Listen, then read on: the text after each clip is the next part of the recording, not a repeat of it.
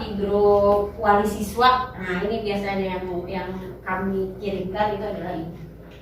Jadi temanya adalah parenting, beda anak, beda perlakuan, sesuaikan dengan bakat alami. Sebenarnya ini materinya Abi sebetulnya. Saya ngambil dari materi Abi karena kalau di RSP sendiri kan kita ada beberapa pilihan, jadi bisa pakai yang ini, yang Abi, atau yang BGP, yang Ober, atau Payayan kan ya. Itu ada beberapa model preview sebetulnya. Kalau saya ngambil yang ini, yang Abi. Kalau saya dari awal pun saya pakai yang ini. Beda anak, beda perlakuan, sesuaikan dengan bakat alami. Tiap anak adalah individu yang unik, berbeda dan istimewa. Tugas kita sebagai orang tua adalah mengenali keunikan dan keistimewaan. Kenali mereka sesuai potensi genetik yang Allah berikan, lalu maksimalkan lingkungan untuk mengantarkan mereka ke jalan. Setuju ya? Di poin di sini ya.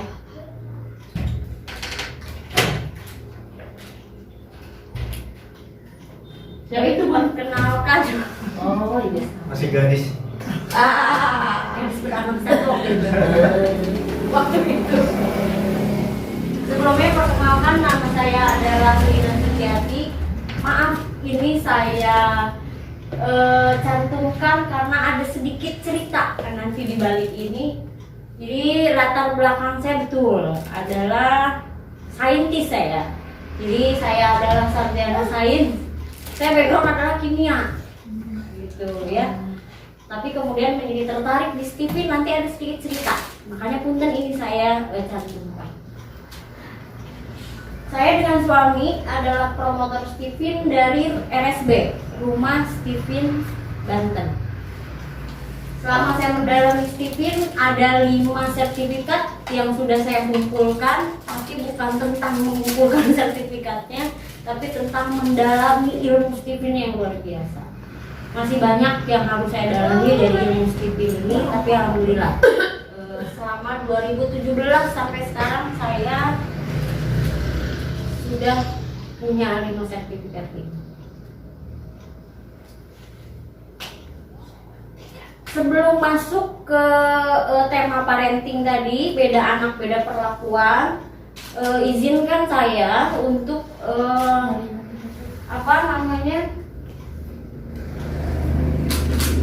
untuk berbagi. Saya tidak mengajarkan siapapun di sini kepada siapapun karena saya memang belum cukup ilmu lah untuk bisa mengajarkan apapun, saya belum cukup ilmunya.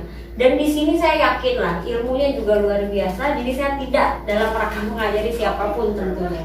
Tapi saya sedang ingin berbagi aja sebuah ilmu yang luar biasa yang saat ini sedang saya dalami dengan suami saya. Dan ilmu itu bernama Stephen. Jadi sebelum masuk ke tadi sesuai flyer beda anak beda kebutuhan, izinkan saya untuk berbagi dulu sebuah konsep yang saat ini sedang kami coba dalami, ya, yaitu tentang Stephen.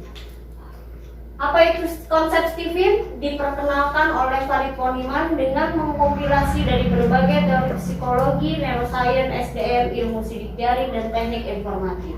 Prinsip besarnya mengacu kepada konsep kecerdasan tunggal dari CBJ. Ini ini adalah Pak Farid Poniman. Jadi kalau ada yang bilang kok kayak orang Indonesia, ya memang asli orang Indonesia ya. Jadi Stephen ini produk asli anak bangsa dan kita patut bersyukur dan berbangga dengan itu. Ya. Ini beberapa buku yang sudah beliau tulis. 3 alasan kenapa Stephen diperlukan. Yang pertama adalah mengenal cara belajar. Penting nggak? Kira-kira penting apa penting banget? Penting banget. Karena apa? Karena biasanya dari sekian banyak masalah orang tua terkait anaknya sebagai seorang pelajar, biasanya ini salah satunya. Dari sekian banyak masalah. Jadi biasanya kenapa sih anak saya bermasalah dalam hal belajar gitu? Kenapa sih anak saya begini? Kenapa anak yang lain begitu? Pertanyaannya, benarkah ada masalah dalam belajarnya? Ataukah ini sebetulnya yang jadi masalah? Karena tidak mengenal cara belajar. Karena setiap anak unik sesuai judul kita. Semua anak unik, semua anak istimewa, cara belajarnya pun berbeda-beda. Jadi bisa jadi ini penyebabnya.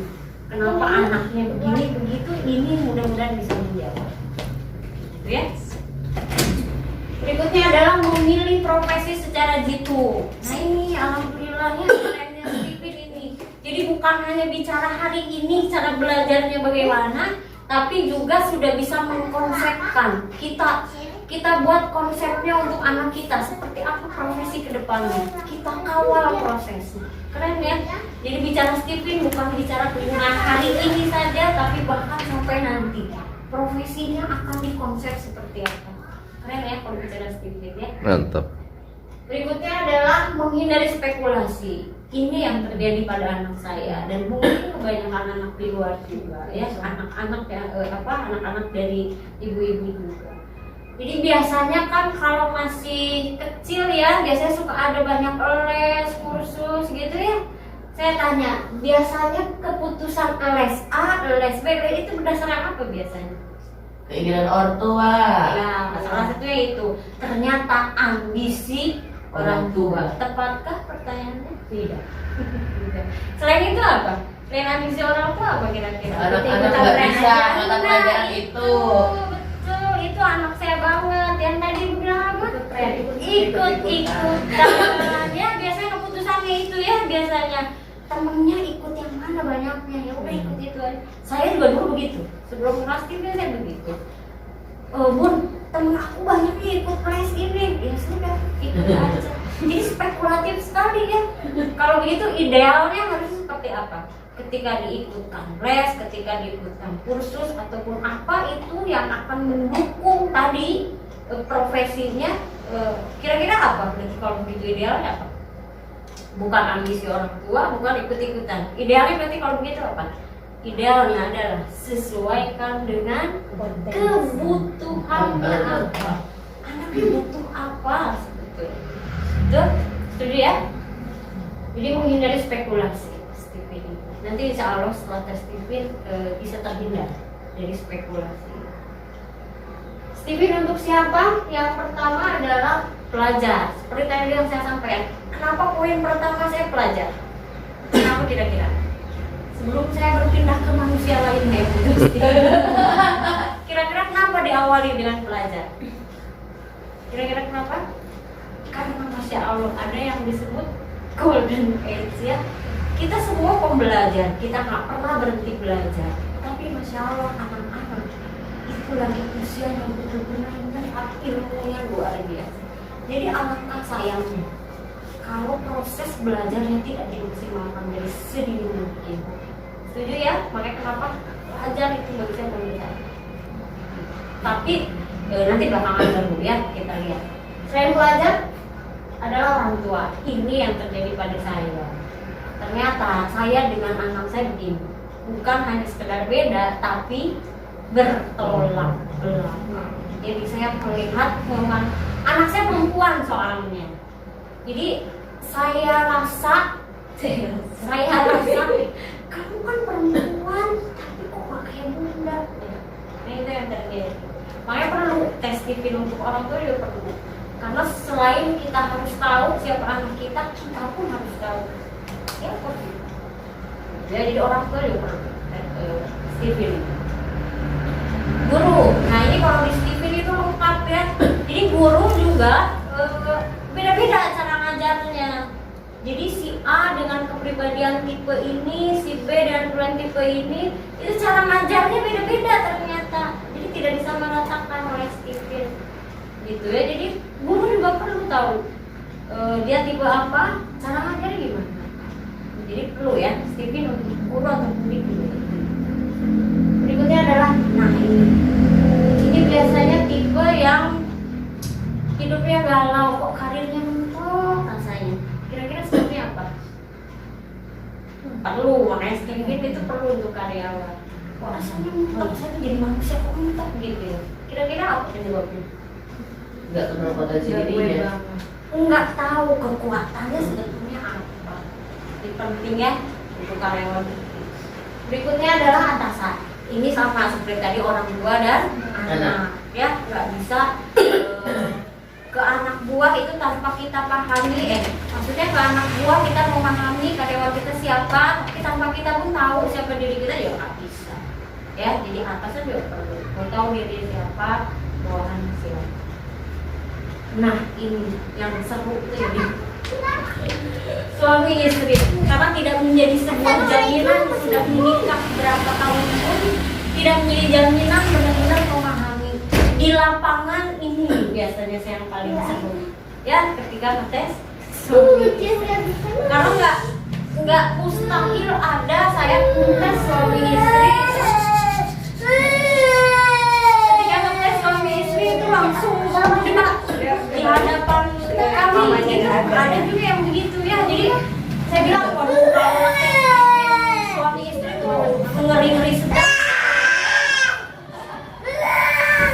Gini, maaf, kami jelasin aja dulu ya seperti apa, mungkin nanti diskusinya bisa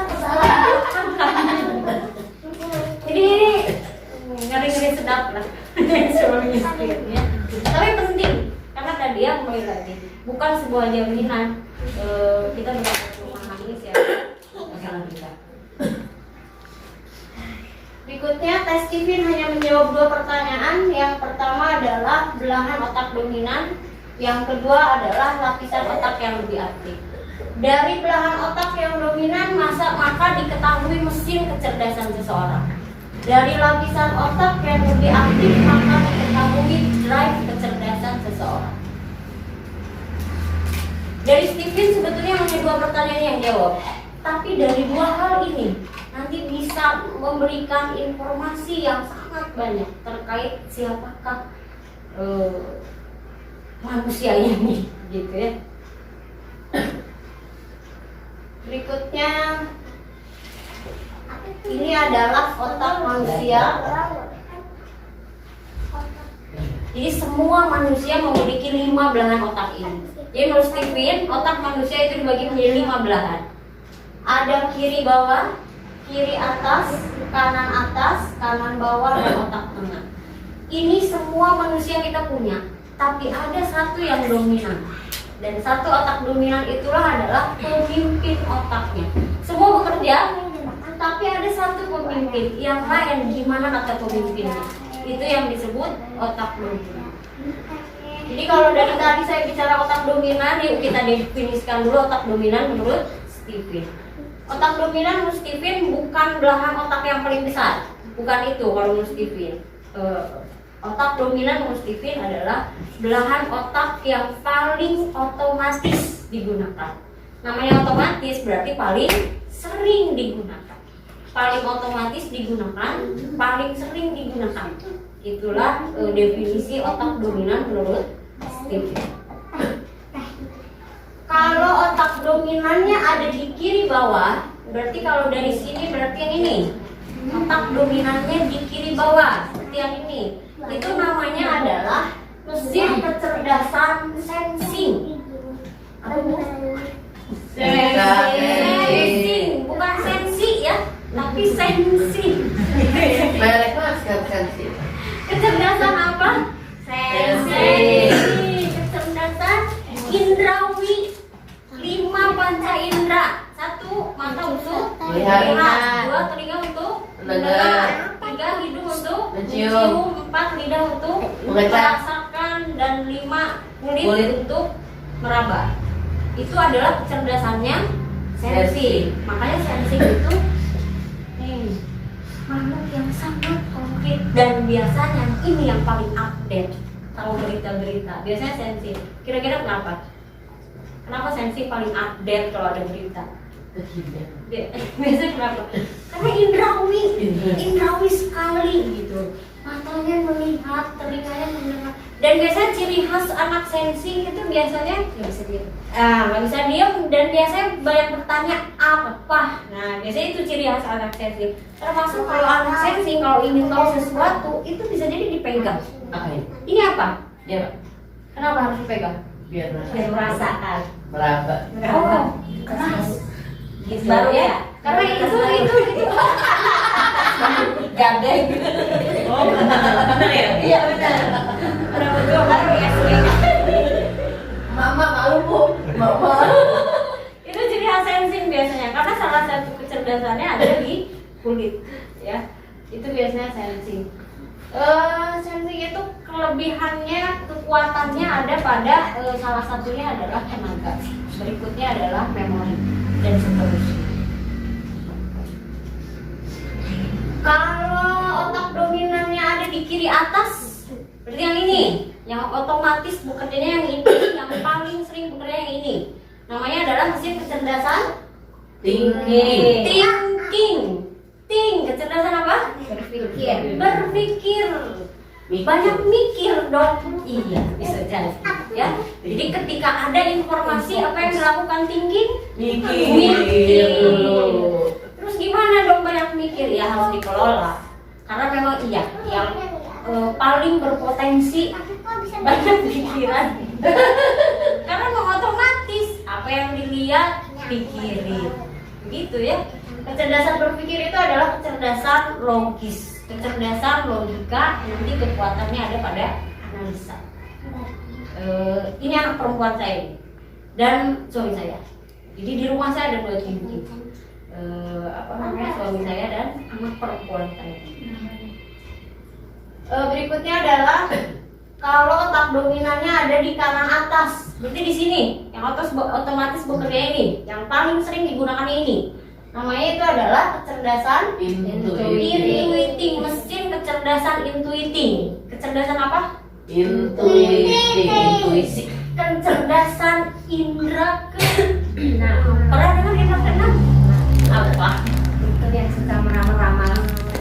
Seolah-olah ini. Ya, kalau menurut Steven bukan itu. Dan saya tidak tanya indigo karena saya tidak belajar indigo. Menurut Steven bukan itu, kecerdasan indra keenam. Kalau gitu apa yang maksud indra keenam? Kita lihat di Steven itu ini termasuk yang bertolak belakang. Ada 2 pasang kepribadian yang bertolak belakang kalau di Steven itu. Salah satunya adalah ini, sensing dengan intuiting. Jadi kalau sensing itu kecerdasannya adalah 5 panca indera, tadi ya, mata, hidung, telinga dan seterusnya. Tapi bukan untuk intuiting. Jadi intuiting kecerdasannya bukan itu, bukan mata untuk melihat, telinga untuk mendengar, bukan itu. Makanya disebut indera ke-6. Artinya apa? Maksudnya di luar indrawi yang 5 tadi, makanya disebut indera ke-6. Kalau begitu apa? Bukan mata untuk melihat, telinga. Kalau begitu apa? Batin ya. Imajinasi. Jadi bagaimana cara intuiting memproses informasi? Dengan cara membayangkan. Jadi kalau di lingkungan itu biasanya nggak dipahami intuiting ini kalau diajak ngobrol seperti ini. Punya dunianya sendiri. Diajak ngomong kok ngelamun. Itu kalau nggak paham. Tapi kalau bagi orang suami Karina. Kalau bagi orang Steven paham ya apa yang masih intuiting ya. Kira-kira lagi apa itu? Lagi ngelamun? Bukan, tapi lagi membayangkan. Karena bagi intuiting itu memproses informasi dengan cara dibayangkan. Makanya saya kasihan kalau di sekolah-sekolah itu kan nggak jarang ya. Guru tuh kan ada yang begitu ya. Bu, ini anaknya ngelamun loh kalau saya ngerahin. Kasihan ya. Cara ngetesnya gini sebetulnya. Tanya kalau gitu. Coba paham nggak materi yang disampaikan? Paham biasanya intuiting itu. Jadi bukan melamun. Tidur. Tapi sedang. Iya. Tapi gurunya kalau udah ngerti karena dia pinter, kalau ditanya jawab. Canggih itu. Iya, kalau Ada tidur pun. iya tidur. Asal bisa Temen aku membayangkan di tadi. Emil. Kenapa? Emil Iya tahu. itu keluar tuh juara umum 1 di SMA 1, Itu. tapi kerjanya tidur, Bu. Iya. Itu sebetulnya yang terjadi dengan Tiga besar. intuiting. Tidur aja lolos Jadi bukan melamun. Ya karena banyak ya kalau di luar sana begitu ya. Melamun. Tapi gurunya nggak apa-apa. Saya bilang tes aja kalau gitu. Anaknya paham nggak gitu dengan apa materi yang kecuali emang pas dites dan ngerti. Ya apa cerita ternyata pahaman nggak usah. Tes aja kalau gitu. Karena memang tetangga saya juga begitu, anak intuitif. Ya gitu ya. Dia kayak ngelamun gitu kalau gurunya. Tapi pas saya bisa loh, maka nilai 100 pun bisa. Nggak belajar yang pinter ya Bu? Itu lamanya dia Nggak belajar.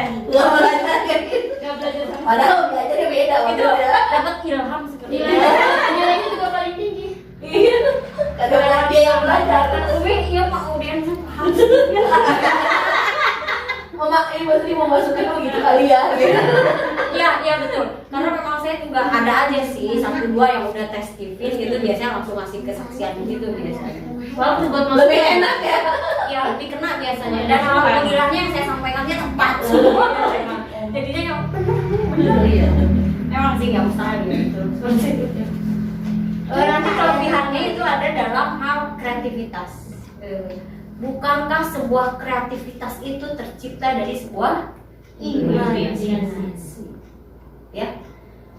Berikutnya adalah kalau tak dominannya ada di kanan bawah. Nah, berarti yang ini otomatis seperti nah ini saya ini ya. Kecerdasan apa? Kecerdasan mesin, kecerdasan feeling, kecerdasan perasaan. Kalau ibu-ibu mah biasanya yang ini ngakunya. Ya, ini kayaknya saya ya benar. Saya ceritanya kan pada emak biasanya ngakunya ini. Kayaknya saya ini nih kayaknya. Gini, perempuan itu betul fitrahnya itu menggunakan perasaan, betul. Itu fitrah ya, fitrah perempuan. Siapapun, apapun, asalkan itu perempuan fitrahnya memang pasti pakai perasaan. Tapi enggak semua perempuan feeling. Nah itu buktinya anak saya. Anak saya perempuan, tapi bukan feeling. Anak saya ini, anak saya tinggi. Jadi saya ulang sekali lagi, fitrahnya perempuan memang pakai perasaan, tapi enggak semua perempuan feeling.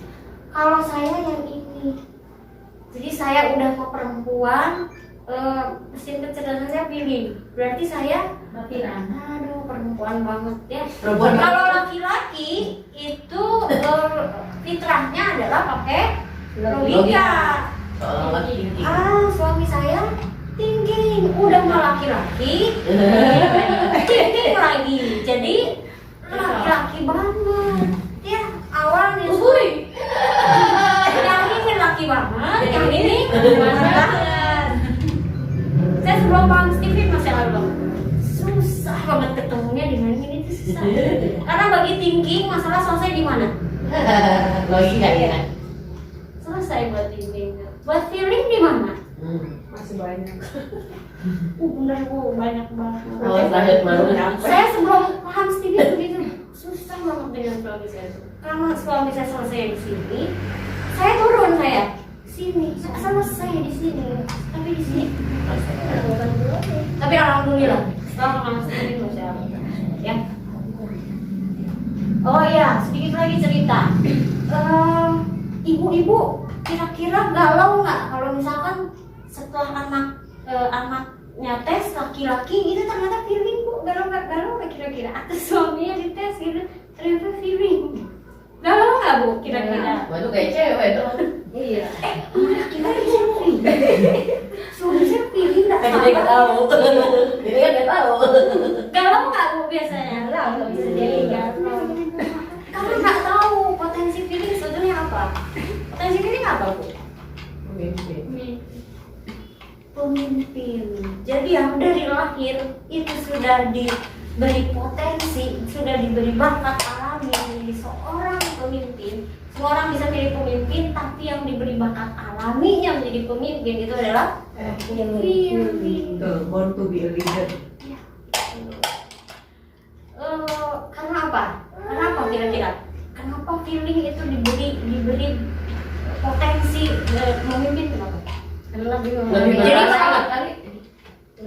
Jadi kalau saya kurang, maaf ya, saya kurang suka ya kalau feeling dibilang baper. Kurang suka ya, karena konotasi baper itu negatif. Tapi kalau saya lebih suka menggunakan feeling itu Lebih berasa. peka. Bukankah seorang pemimpin itu harus peka? Bagaimana jadinya ketika pemimpin tidak peka? Makanya ini yang diberi potensi dari lahir itu dia seorang pemimpin. Berarti bagaimana kalau begitu mengasahnya? Nanti ada tipsnya. Kalau ternyata hasil tes pipit anak-anaknya adalah negatif. Oke. Berikutnya adalah ini. Kalau ini otak dominannya di tengah sini.